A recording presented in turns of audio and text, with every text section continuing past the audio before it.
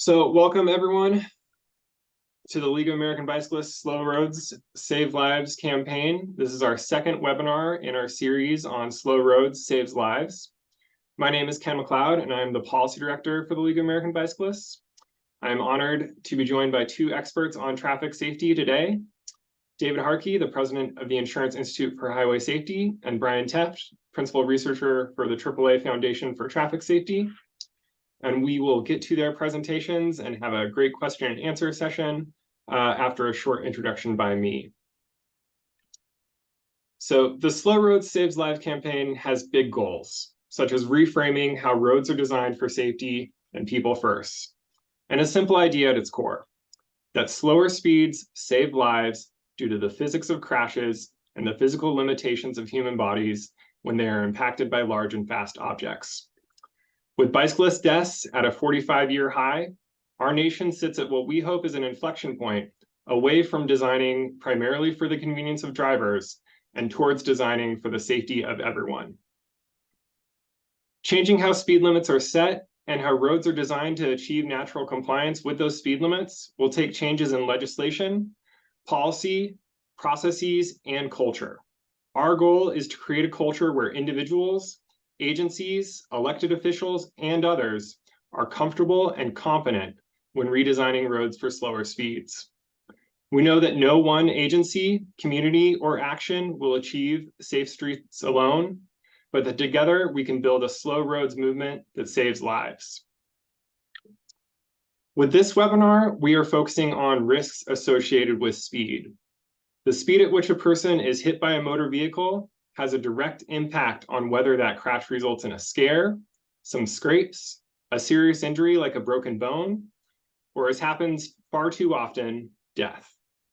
Speed limits are how we as a society say how much risk is acceptable for drivers to impose in our downtowns, in our neighborhoods, or around our parks and schools. When we say slow roads saves lives, our goal is a common understanding that 20-mile-per-hour speeds mean that more than 90% of people hit will survive. And if we invest to achieve those speeds through road design, then we will save lives by creating places where it is physically less likely and less risky to be hit. With our driver pledge, we encourage you to think about how much you value protecting others from known risks. How transformative it is to go from a 1 in 4 chance of death if someone is hit at 30 miles per hour to a less than 1 in 10 chance of death if that person is hit at 20 miles per hour. How you, as an individual driver, can make the choice to protect others by slowing down. And now I will, just like I did with our first webinar, take our driver pledge in real time.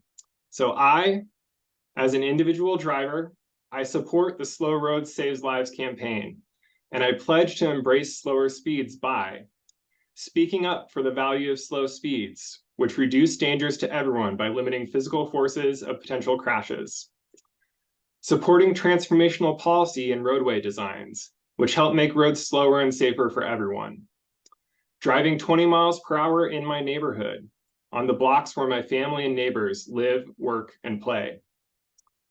Driving with the intention of speed limit compliance at all times, and recognizing that I control the speed of my vehicle.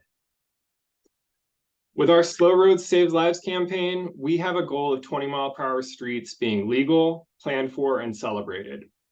Setting speed limits to minimize injury and death, rather than to ratify the speeding choices of drivers, is a safe, legitimate, and objective approach to managing speeds for safety. It will require greater attention to roadway design and context, and investments in our slowest streets as well as our most deadly. Creating a culture as individuals and agencies that celebrates the life-saving power of slower speeds is how we believe we will go from chasing hot spots of violence to systemically and sustainably reducing traffic deaths. I'm excited to welcome our two guests today and talk more about the risks of higher speeds and how speeds can be managed for greater safety. We'll begin with Brian Teft, Principal Researcher for the AAA Foundation for Traffic Safety, whose research on impact speed on a pedestrian's risk of severe injury or death is widely cited by myself in this webinar and by USDOT in its National Roadway Safety Strategy for just 2 examples. And then we'll have David Harkey, president of the Insurance Institute for Highway Safety, who has worked on expert system speed limit setting methods, directed research into places lowering their speed limits, and whose organization is at the leading edge of vehicle safety technology evaluation.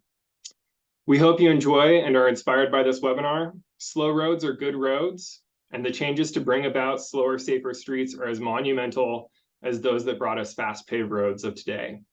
Our existing traffic safety culture is too often dismissive of demands for slower speeds, and by speaking up, embodying slower speeds as drivers, and building a slow roads movement together, we can create a new culture of safer streets that recognizes the power of slower speeds. And with that, I will hand it over to Brian. Just a second as I give him permission to share his slides.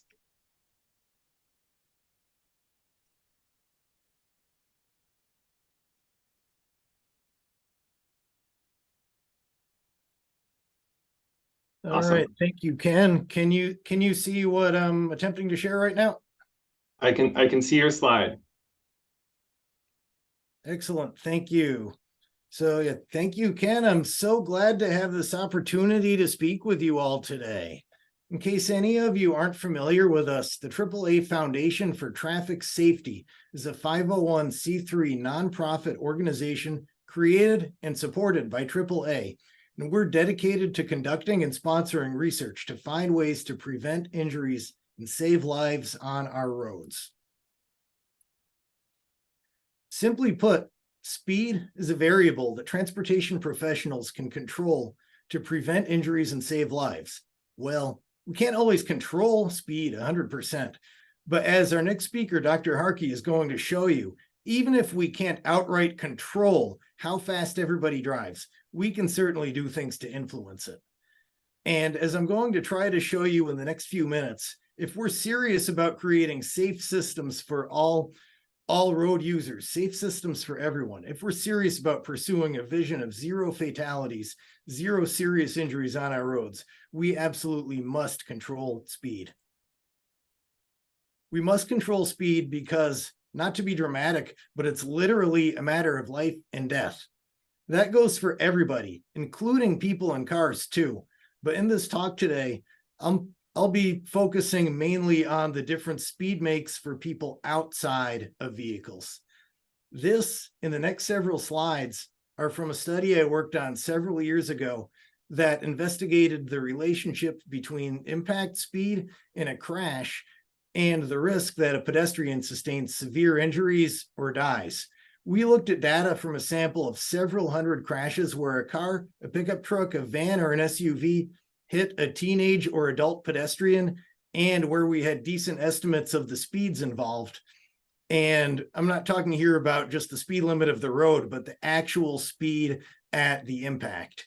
We fit a statistical model to these data to estimate how likely it was that a pedestrian would sustain severe injuries or that they would die in relation to the speed, while controlling for other factors like what kind of vehicle hit them, how old the pedestrian was, etc.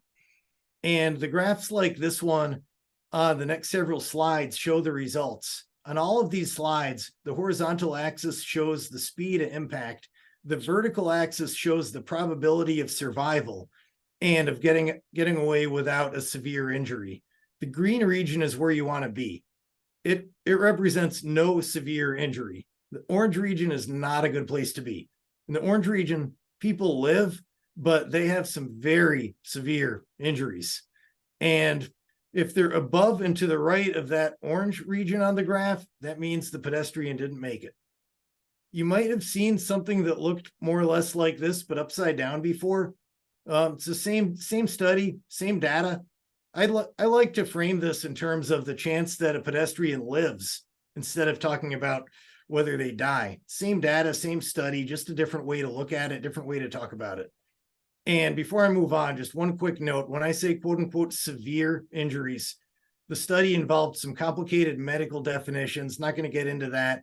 These aren't bumps and bruises. These aren't, for the most part, even injuries we think of as severe, like broken arms and broken legs. These are some really catastrophic, terrible injuries, mostly traumatic brain injuries, in many cases resulting in loss of consciousness. My point here is just that if somebody didn't have a quote unquote severe injury in our study, that does not mean they walked away unscathed. It basically just means that they survived and they got away without having a near fatal brain injury. When we did the study, we were focused on the worst of the worst outcomes. So that's what I'm talking about. So just to walk through a few examples, let's say a pedestrian gets hit by a vehicle traveling 5 miles an hour. I'd rather not get hit by any vehicle at all, but the data show us that a pedestrian struck at 5 miles an hour is overwhelmingly likely to survive, better than 99% chance of surviving it, and very low probability of sustaining any severe injury. In a more representative scenario, say a pedestrian is struck by a vehicle at an impact speed of 20 miles an hour. That might happen, say, in congested traffic, or on a residential street, or in a school zone, or in a jurisdiction that has really embraced the safe system approach. Or maybe it's a higher speed road, but the driver applied the brakes in time, not to prevent the crash, but to significantly lower their speed. In any event, 20 miles an hour, a pedestrian struck at this speed has a better than 90% chance of surviving it, and a very good chance of getting away without any terribly severe injury. What about as we start to increase the speed a little bit? Still, almost 90% of pedestrians struck at 25 miles an hour will live, but the odds of getting away without a life-altering brain injury or another severe injury start to get worse. Right at 25 miles an hour, the majority of pedestrians won't sustain the sorts of severe injuries that we looked at. But what I want to call your attention to here is where we are on this curve. Notice that the green line there for severe injury is starting to get really steep by the time you get up to 25 miles an hour. What that means is any little increase in speed is going to make things a whole lot worse. Another 5 miles an hour takes us to 30. It would not be factually wrong to say that most pedestrians struck at 30 miles an hour will survive. That's true, but about 1 in 5 won't. I do not like to do things that carry a 1 in 5 risk of killing me. I prefer not to. And even if a pedestrian survives, the odds of getting away without a severe injury are getting a whole lot worse because, again, we're on the steep part of that line. And also notice that we're getting close to the really steep part of the orange line, the line between survival and death, where the chances of surviving really start to go downhill fast. By the time you get up to 35, things are not looking good. About 2/3 of pedestrians struck at 35 miles an hour will probably still live, but the majority of them are going to be severely injured. And again, I'm not talking about bumps and bruises and broken arms and broken legs here. I'm talking about potentially life-altering brain injuries. These are very severe injuries we're talking about. 40 miles an hour, the odds of surviving are just about 50-50, just like flipping a coin. People don't just walk away from getting hit by a vehicle doing 40. Even if they survive, these are going to be some terrible, terrible injuries. And remember, at 35, the chances of survival were about 2/3. Just 10 miles an hour faster at 45, they fall all the way down to about 1/3. The odds have flipped. And even if a pedestrian is among the 1/3 who survive, their prognosis is not good at all. This is the last one of these slides I'm showing because I trust you get the idea. So why did I just spend so long unpacking one simple graph? This is why. Because as Ken alluded to in his opening, pedestrian and bicyclist fatalities in the US have been surging for the past decade, really about the past 13 or 14 years now. A couple of years ago, we conducted a study to try to understand the factors driving that trend. In the study, we focused specifically on pedestrian fatalities, but a lot of the lessons learned very likely apply to cyclists as well. Obviously, alcohol impaired driving is dangerous. Alcohol impaired walking is dangerous. Driving and walking around without situational awareness because you're engrossed in your phone is dangerous. All those things are dangerous. We know that. But we did not find any evidence that these sorts of factors were contributing to the increasing trend in pedestrian fatalities. We hear a lot about the growth in the popularity of big vehicles like SUVs and them being more injurious for pedestrians. That's absolutely true, no question. Our research shows it. Dr. Harkey's research shows it. Lots of research shows it. Large vehicles like SUVs, full-size pickup trucks, vans, those are more dangerous for pedestrians. But they, again, do not explain the increasing trend that we're seeing in pedestrian fatalities. Sure, they contribute to it. That much is true. They certainly have not helped. But when you ask why pedestrian fatalities have gone from just over 4,000 a year to well over 7,000, and by some early estimates approaching 8,000, SUVs do not provide anything close to a complete answer. The elephant in the living room is speed. We found that a large majority of pedestrians who died, and almost literally all of the increase over the past decade plus, have been on arterial roads. There was a significant increase on collectors too, though it paled in comparison to the arterials. The number of pedestrians killed on local streets actually went down significantly over the period. That should have been a bright spot. And had the improvement on local roads not been negated 10 times over by the increasing trend in fatalities on our arterial roads, it absolutely would have been. But again, these arterial roads, these are where we're seeing the majority of our pedestrian and cyclist fatalities and almost all of the increase in fatalities in recent years. So they're mostly on arterials. What's important about that? Here's the thing. The vast majority of the time, when we hear about cities and towns reducing the speed limits on their roads, they do it on the local streets. They do it in the school zones. They do it in the central business districts. They usually don't do it on the arterials. During the pandemic, the mayor of the city where I live issued an executive order lowering the default speed limit on all the local streets in my city to 20 miles an hour. And I was grateful for it. I am grateful for it. I like it when drivers passing my house drive slower. I do not like it when they drive faster. But in all seriousness, if we want a system that provides for safe mobility for everyone, changing the default speed limit just on the local streets is just nibbling around the edges. We absolutely should, but we can't stop there. We really need to look at the arterials. Our next speaker has a really nice example of a jurisdiction that actually did that successfully. So I'll hurry up and wrap it up so we can hear from him. So again, speed is a variable that transportation professionals can control, not just can control, must control, to prevent injuries and save lives on our roads.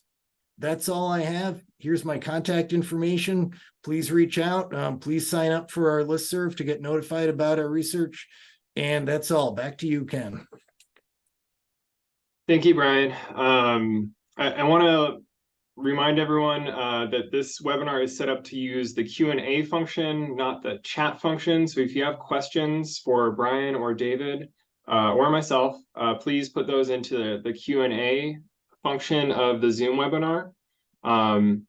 And we'll get to those right after Dr. Harkey's presentation.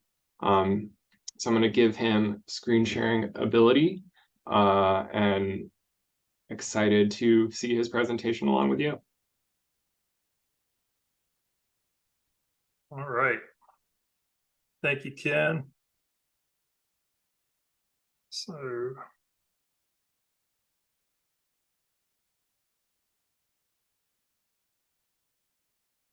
all right. Are you seeing my slides? Yep, up and running full screen. Perfect. Thank you.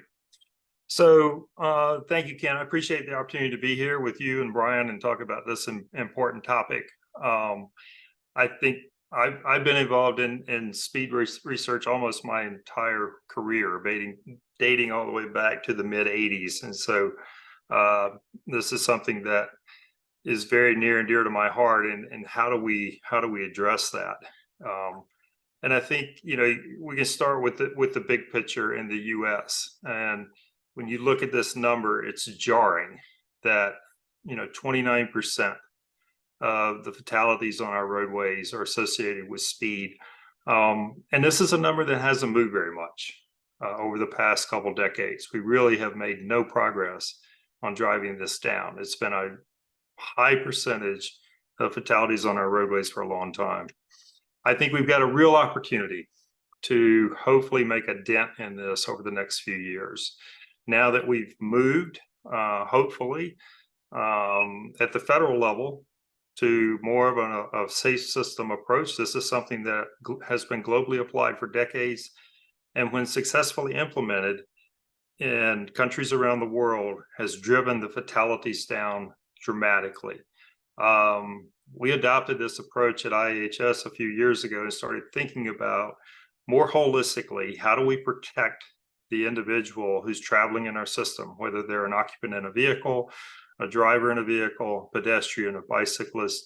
How do we do that so that if you make a mistake, you are not killed on our roadway system? And there are redundancies built into all parts of the things that you see in this graphic. And the real key, as I said, is the US DOT has now adopted this approach as part of the National Roadway Safety Strategy, but that's just words on paper. The hard work now has to begin, and we have to figure out how to get states to implement a safe system approach, how to get local communities to implement a safe system approach, and then we can move forward. So we're just going to focus on the safe speeds part of this today. And, as Ken and Brian have both alluded to, speed certainly affects crash outcomes and your likelihood of injury or survival. It also affects your likelihood of getting in a crash to start with. And so that's a big piece of what we're trying to address here. There's all aspects of the things that you see on this graph that are involved in speed, right? From how we set limits to policies we established to the enforcement that's going to be required. And there's even a role for vehicle manufacturers. And I'm going to touch on each of these a little bit. This is something that we did with Brian's group, AAA Foundation for Traffic Safety, a couple years ago now, I think it was. And we were highlighting how speed can really impact severity in a crash. Now, this was focused on occupants, right, in the vehicle, a driver in the vehicle, to show the consequences between a 40 mile per hour collision and a 56 mile per hour collision. But we can do the same sort of thing if we wanted to with vulnerable road users, but at much lower speeds, and have the outcomes that Brian was showing you on those graphs in terms of injury probability. And I think, it just indicates how this small change in speed can result in such dramatic outcomes. And you'll see it. So at 40 miles per hour, the occupant compartment of the vehicle stays intact. At 56 miles per hour, it really comes apart. The doors open, you see A-frames, roof frames buckling. And then when you look to the interior of the vehicle, you can see what happens to the survivable space in the vehicle. At 40 miles per hour, that space again remains intact. The seat belt, the airbags do their job. At 56 miles per hour, it completely collapses. And so you're going to walk away from the one at 40. You're not going to walk away from the one at 56 miles per hour. Speed limits matter. At one time, we had a national maximum speed limit in this country, and that started to unwind in the late 80s. And by 1993, this is where most of the states were, right? We had states that the maximum speed limit on the interstate system was 65 miles per hour for the most part across the country. And then it was completely removed. The law was completely repealed after that. This is where we are today. And you can see what the maximum limits are. Now, granted, these are on interstates. These are on freeways. These are not on the roads where bicyclists and pedestrians might be. But there's a relationship here. We know in looking at fatalities, both on those freeways and interstates and on the surface streets, that what happened during this period is we lost an additional 37,000 lives. If we were to rerun that analysis today, it would be over 40,000 lives that were lost simply by this change in policy. So policy does matter. And I think picking up on what Brian was showing you about the 5-mile-per-hour increase and what you see in terms of injury risk going up. Now, keep in mind, this is for all occupants, for all travelers on the roadway, right? So this includes drivers and occupants in vehicles as well as pedestrians and bicyclists. And so you see how that fatality risk increases even for those that are in vehicles. And it's not just on interstates and freeways. Over half of our speeding related fatalities in this country occur on surface streets. And that's an important fact to remember when you start thinking about setting speed limits and the risk associated with speed. Brian alluded to this. We've been able to do a couple studies where we worked with the city of Boston and the city of Seattle. So this is Boston. We got them to do a citywide reduction and of their speed limit from 30 to 25 miles per hour. And what you see is it had the effect of addressing the most egregious speeders, right? Those at the top end of the speed distribution. We brought those speeds down, the odds of exceeding that 35 miles per hour by 30%. And that's what you want to see. If you can get the most aggressive speeds reduced, you can have an impact on safety. And we weren't able to look at safety in Boston, but we were in Seattle. Similar type change in the speed limit to what you see here. And what you're looking at here is what happens to crashes. And so again, you reduce the speed limit, you reduce the speeds, and then ultimately you reduce the odds of being involved in a serious injury crash, both in the downtown corridor areas as well as outside of downtown. So as much as a 20% reduction. And that's what you want to see. That's what we're trying to accomplish here. So how do we go about setting appropriate speed limits? So there is a tool that is available that the Federal Highway Administration was actively involved in developing. I was involved in developing this in my former life. It's called US Limits. And so it was something that was originally developed in Australia and used there. And then this is the US version of how do you go about setting speed limits with context, right? Think about the road environment for which you're setting the speed limit. It's not just the 85th percentile speed, right? That's an input, the 85th percentile speed as well as the 50th percentile speed. But you also have to think about all these other things that are shown here. What does access look like? How many signalized, unsignalized intersections do you have? How many driveways do you have? Is the roadway divided or not? How many lanes are in the roadway? Are there roadside hazards to be aware of? What is the traffic volume? Is there pedestrian activity? What is the crash history? All of these things go into this system to establish an appropriate speed limit. And it can be utilized for local streets. It can be utilized for freeways. It will work for rural, suburban, and urban areas. And so this is an important tool. To date, FHWA estimates at least 3,000 or more projects have utilized this tool, and it's available on the website that you see here. The real key here is to start setting speed limits that are credible to the driving public, that are consistent, and that are enforceable.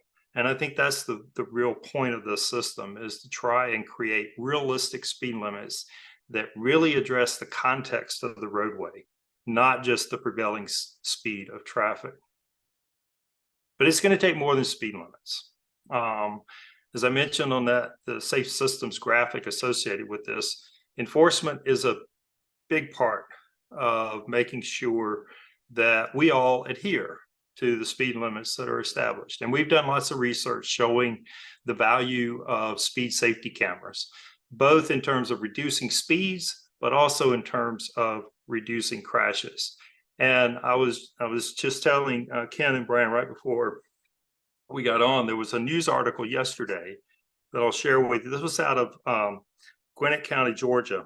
And so they have been utilizing speed safety cameras in their school zones. And so they have reported that they have reduced speeding by 95% in their school zones.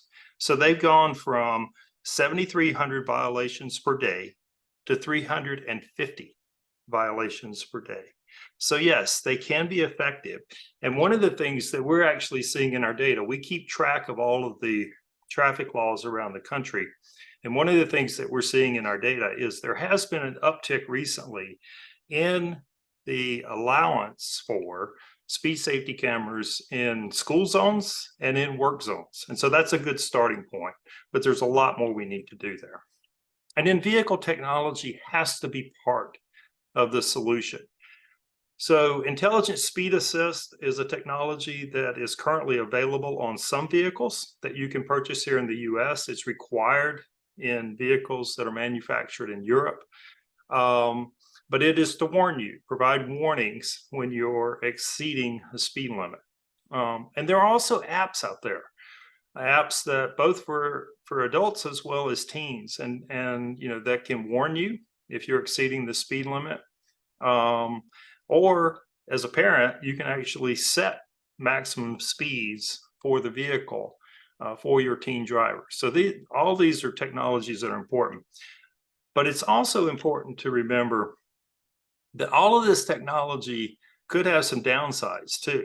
And I think this is one with speeding that we've looked at is, so when you have adaptive cruise control and pilot assist, so these are what we refer to as partial driving automation systems, right? So these are systems that allow the vehicle to maintain throttle and braking associated with the distance from the vehicle in front of them, and also allow lane keeping to keep you in the lane. And one of the things we find is that with these systems turned on, the percent of time that a driver is speeding is actually greater and if they're just manually driving. So not all technology is necessarily good technology when it comes to this. And I think this is something we have to watch and monitor and figure out how to evaluate as we move forward. Some technologies are working well, and such as automatic emergency braking for pedestrians. And one of the real things to stress here is we've looked at the crash data. We know that these systems are preventing about 27% of pedestrian crashes that with pedestrians, and that's a good thing. That's something we want to see. But we got some work to do. They're working well when we evaluate these systems. They're working well in the daytime. So you can see here, more than 80% of the systems are getting one of our top 2 ratings for daytime performance. Not so much at nighttime. And this is where we're focused right now. And the reason is because more pedestrian fatalities, while most pedestrian crashes occur in a day, most pedestrian fatalities occur in low light or dark conditions. So this is something that the automakers are working to improve, and we will continue to evaluate this. And then finally, I'll talk a little bit about where the vehicle fleet is going. We know that vehicles are getting heavier. This is a concern as we particularly move into the era now of battery electric vehicles with heavier mass. We know that they're getting bigger, they're getting longer, and they are certainly getting more powerful. And this is probably the biggest concern as it relates to speed. And we've seen this over the years, particularly for pickup trucks now. Really high increase in horsepower. And we know from research we've done, higher horsepower means higher speeds means more crashes. So this is a concern that we've got to address. And then this is what's happening in terms of the power plant production for the vehicles. We're seeing a lot more, and we're predicting this to increase, turbochargers and superchargers in internal combustion engine vehicles. And so this is a trend that we've seen now for a few years, and we expect this to accelerate. A lot of talk about electric vehicles, and that may happen over time. We're going to see where this goes, but our best estimate right now by 2030 is electric vehicles will make up about 7% of the vehicles that are out there on the roadway at that time.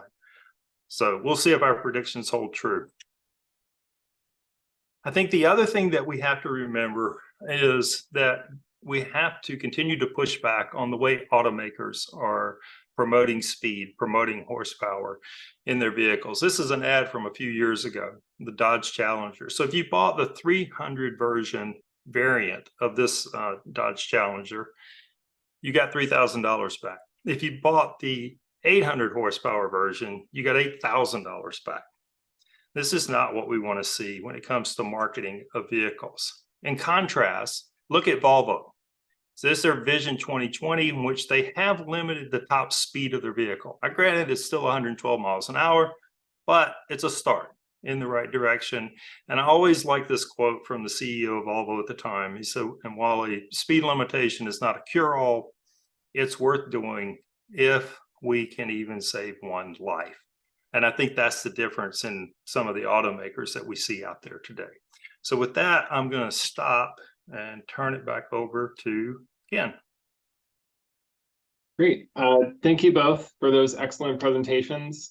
I think a lot of information for people to take in about speed and the risk of speeds. We have just a few questions in the question and answer right now, so I encourage people not to be shy.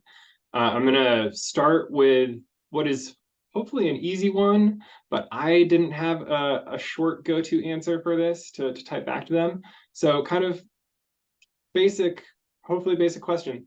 Just how do you define an arterial versus a collector?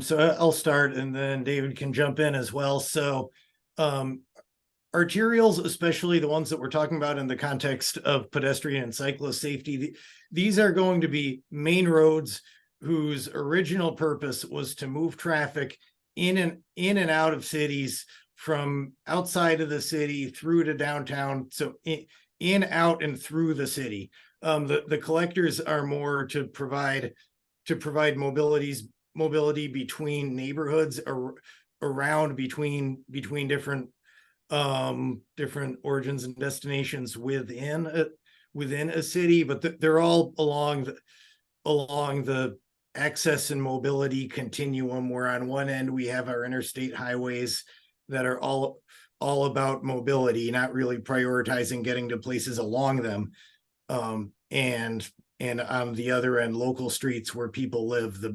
The point isn't to drive through there, it's to go to there, and that's where your destination is. And arterials are just one they're on the far mobility end of that spectrum, just short of the freeways and interstates. Another thing I just want to note on this front, we talk about the balance between access and mobility. The job description of some of our old arterials is changing. Years ago, roads that were built 40, 50, 100 years ago to move cars in and out of cities, that used to be their only job. But now with all the development that we've been seeing, primarily on the outskirts of cities, just inside the city line, just outside the city line, now people live, work, shop, and play along roads that used to be just to move people in and out.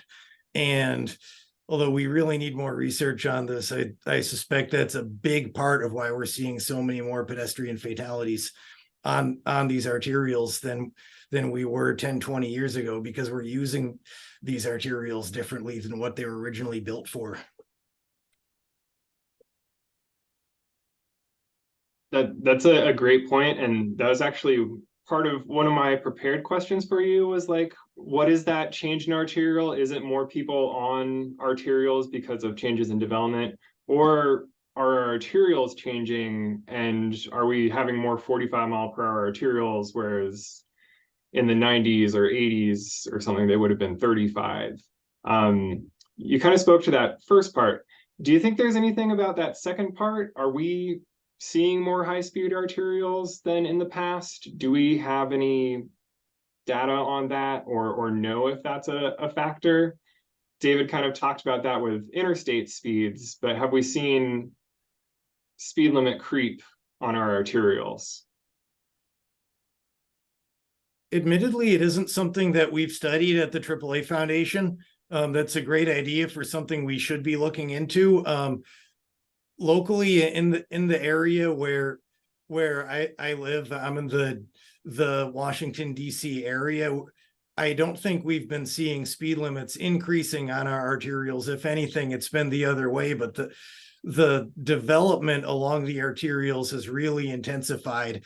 So when we lower the speed limit from say 40 to 35, it might not be enough, or it might be too late.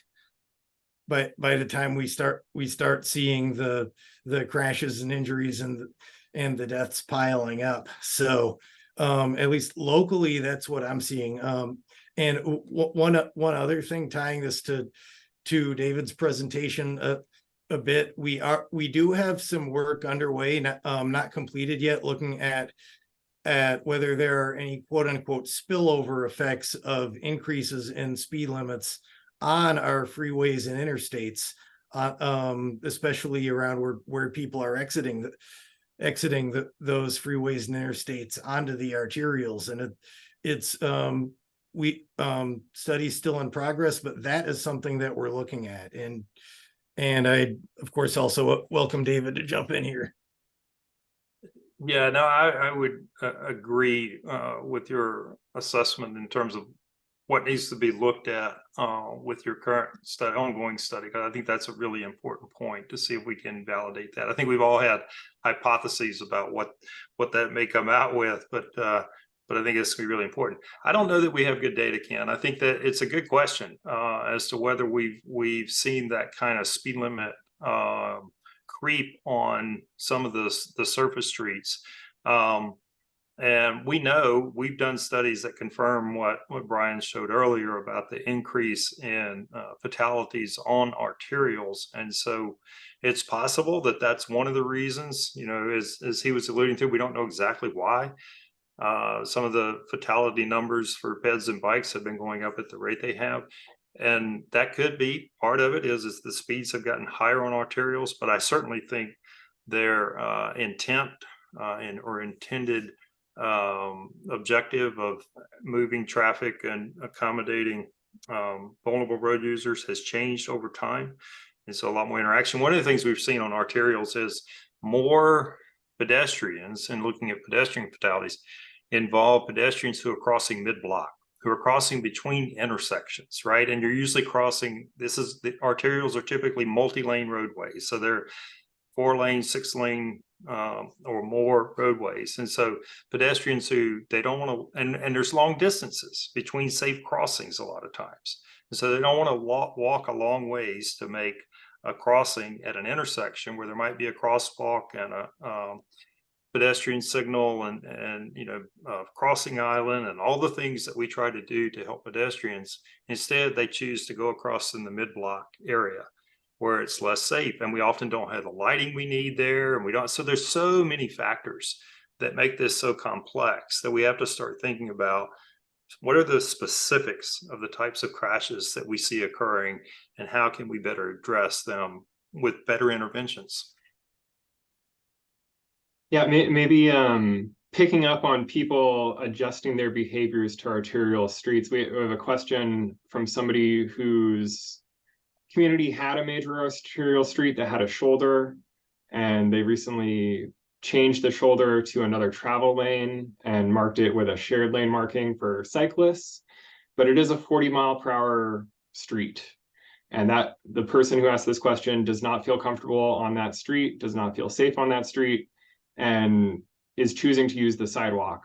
So their question is, what do they say if they're stopped by a police officer or a law enforcement officer when they're making that decision?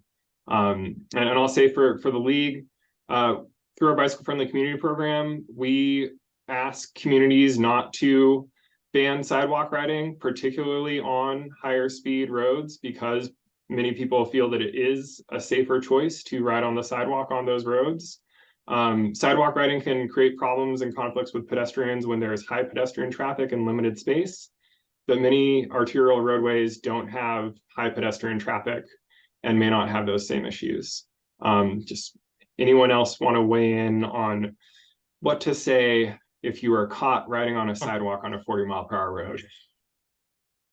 Well, I certainly think you need to express the level of discomfort that you may have and the level of concern that you may have about your own safety with respect to riding in those conditions. And God, I can remember, Kim, more than 30 plus years ago, working on the bicycle compatibility index stuff with the league at that time, you know, the work that we were doing back then. And speed was a big factor in determining comfort level for a bicyclist, and still is today. That's certainly any of us that have been in the road on a bicycle. Yeah, you have cars whizzing by you at 40 miles an hour or greater. That's not a very comfortable feeling, particularly when you do not necessarily have a designated bike lane or separate facility. So yeah, I would not hesitate to let the officer know that this is not a situation that I am comfortable, because there are different levels of bicyclists, and some may be perfectly happy to be there, and I'm sure others will not. Yeah, thank you for that answer, and thank you for your long time collaboration with the league. And yeah, most design guidance would say you need a separated bike lane on a road that fast. So we have a question about, are speed limits regulated at the state level, or can municipalities set their own speed limits? I'm gonna quickly share one of my slides again, because I didn't specifically touch on what it was showing. But so this slide shows the urban district speed limits chosen by different state laws. So urban district speed limits are typically one of the lowest speed limits set by state law. And in 4 states, they set that default at 20, 19 states, they go to 25, 14 states, they go to 30, which was the longtime recommendation of the Uniform Vehicle Code, was 30-mile-per-hour speed limits in urban districts. And then 5 states set their urban district speed limit at 35 miles per hour or more. And state laws typically say how those speed limits can be reduced or raised according to most often a traffic study. So you have the state law, and then you have the traffic study that determines how you can change that speed limit. Sometimes municipalities have greater power, like in that Seattle example, the state law allows municipalities to lower speed limits without a traffic study on non-arterial streets to 20 miles per hour, but that is relatively rare. So that's my answer. Does anyone else have anything to add on that? I think you described that perfectly in terms of how it works. And I think the thing that is there now, that is extra on top of all of what can be done, what's allowed, who has authority, is these expert tools like US limits, right? So if a state or municipality will then take advantage of those kinds of tools to establish what the context is on a particular section of roadway, they should then be able to go further and argue for perhaps lowering the speed limit.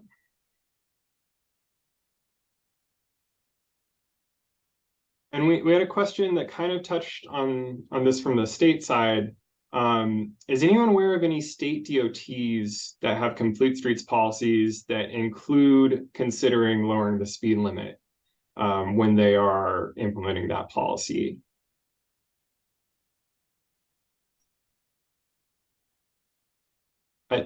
I'll say I am not. Yeah, I was going to say, go ahead, Brian.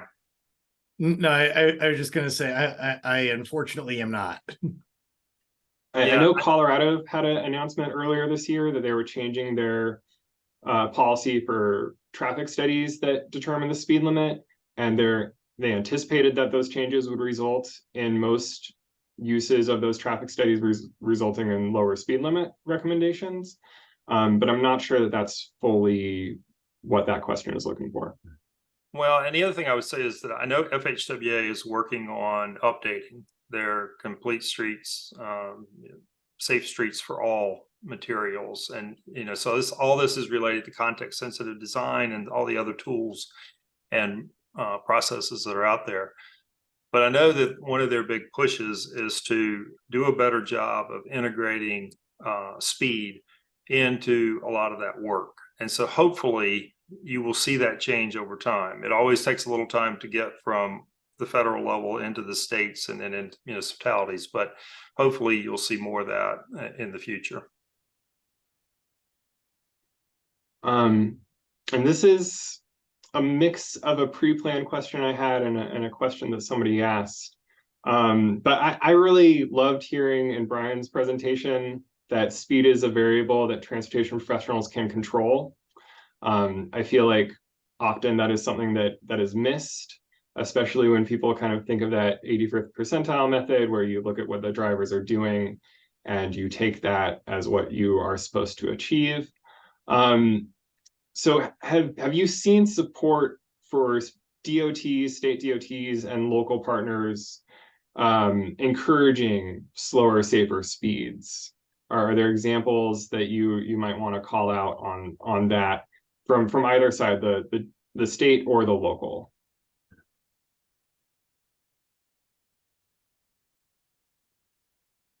Yeah, I mean, one thing I couldn't give you a specific example of where that's occurring.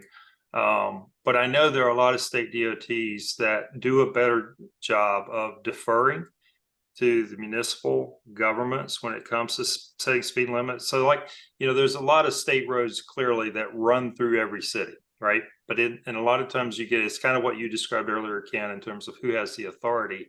And I think one of the things that I've seen is there are some states, Washington is a perfect example of that. That's the reason Seattle had the ability to do what they were doing, of turning the control and operation of those roadways over to the locals, who have a much better idea of what they need to do, what they want to do, what the communities will accept, and what the communities want. And so they have that on the ground contact with the local neighborhoods and with the advocacy organizations. And so I think that's what you want to see from the states. You want to see them defer to the municipal agencies and let them make a lot of these decisions. And Washington is certainly one of those states where we've seen that. I don't want to go pointing fingers and naming names, but I'll just say I completely agree with everything David just said. Unfortunately, counterexamples abound. Unfortunately. So I know we mentioned a recent study about photo enforcement. And there's a couple of questions I think about photo enforcement. Just generally, how common is photo enforcement? Both how common is it for to be legal, and then how common is it to be implemented in places where it is legal?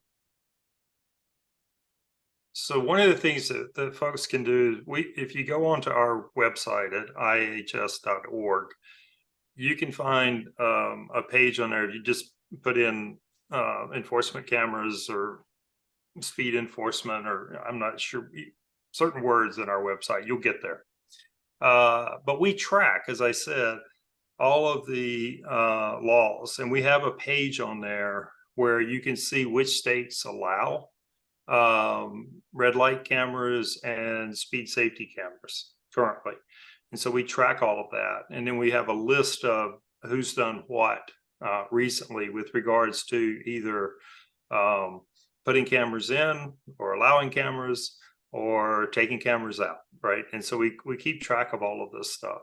And so that's the best source that I know of in terms of trying to track all that stuff down and see who's allowing what. I think, there's a two-step process to most of these. You have to have a state legislature that enacts the ability for you to do this as a local agency, right? Or even as a state agency. So the legislation has to be enacted. And then action has to be taken by either that municipal agency or by the state Department of Transportation or other state government agency who may have authority for this. And that's the piece where you have to look carefully to see, who's passed laws allowing versus who is actually utilizing these systems. And we try to keep track of both of that to the best of our ability. And I'm not aware of anybody that does it better. If I were looking for information to answer the same question, that the first place I'd go would be your website. Yeah. Thank you for maintaining that resource. There's a couple of questions kind of getting at the idea of road design changes and things like self-enforcing streets, where the road is designed so that the drivers feel that it is appropriate and naturally choose to go the speed limit. So there's not a requirement of additional enforcement. Specifically, there's a question, is there research on different traffic calming measures like lane narrowing, medians, or other things that show speed reductions when you use those measures?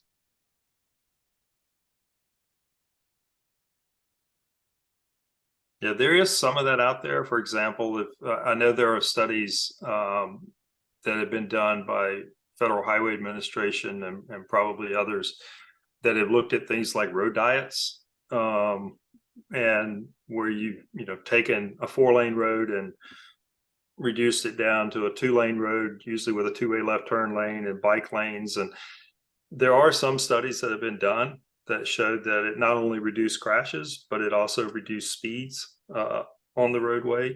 So there have been studies like that done. There have been other studies that have looked at lane narrowing projects. And if you take a 12-foot lane and reduce it to 11-foot, and there's some speed studies on that as well. And then there are other studies that have looked at not necessarily narrowing the lanes, but widening the markings. So you create this visual impact of reducing speeds. It looks like a narrow lane because you've now used really wide pavement markings on either side of the lane. And so there's some studies that show a slight effect of that as well. So yeah, there is research out there that shows that you can do some of these sorts of things, some cheaper than others, obviously, to try and reduce speeds. Yeah, a couple people in the questions and answers highlighted a Johns Hopkins University study that came out, I think, earlier this week about narrowing lanes. That my memory of the big upshot is that it's safer to narrow lanes, and using narrower lanes doesn't cause problems. So oftentimes you'll see guidance that has a range of how wide lanes can be, like 10 to 12 feet. Yep.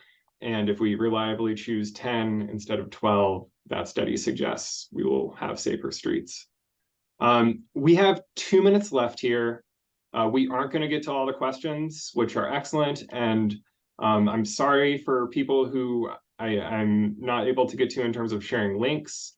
We will have a blog that has links in it, and this will be posted on our YouTube channel. Hopefully that'll allow you to find links as well. But with 2 minutes, I wanted to ask a question about automakers and kind of how we can help them step forward. I know that they have a lot of power to control what goes into their vehicles. They have a lot of engineering prowess that makes vehicles very safe for occupants at higher speeds. What can we do to help them use their power for good? Well, I think you have to keep reminding them that they have a dual role, right? They need to protect the occupants in the vehicle, most certainly, but they also need to protect those outside the vehicle with whom they're interacting. And so all the pedestrians, all the bicyclists. And we make that pitch to them every time we meet with them. We talk about pedestrian and bicycle research and what we're doing and why this is important and what we think they can do. But other groups need to do the same thing. You as individuals can certainly do the same thing in terms of advocating for safer vehicles. Automatic emergency braking is a step in the right direction, right? When it comes to trying to address vehicle safety as it relates to vulnerable road users. But there's more systems, and we're testing those systems at higher speeds in order to get more benefit out of them moving forward. But that's the long game. You have to remember, average age of a vehicle is 12 years. And so it takes a long time for the fleet to turn over. And so that's the long game. So in the meantime, we have to deal with all of these other things we're talking about to try and change behaviors and do enforcement and put in safety cameras and all the things that can be done more quickly. And something we try to do, not just in the vehicle space, but generally, is raise the profile of traffic safety in the public consciousness, so that people expect safety, people want safety, people demand safety, people are willing to pay more for a product that is safer.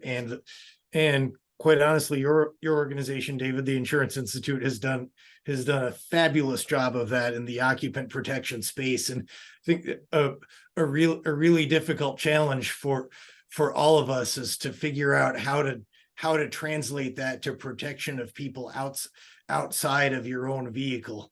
Yep. I don't have an answer for that. I don't know how to do that. It's something that we're thinking about and doing what we can to chip away at.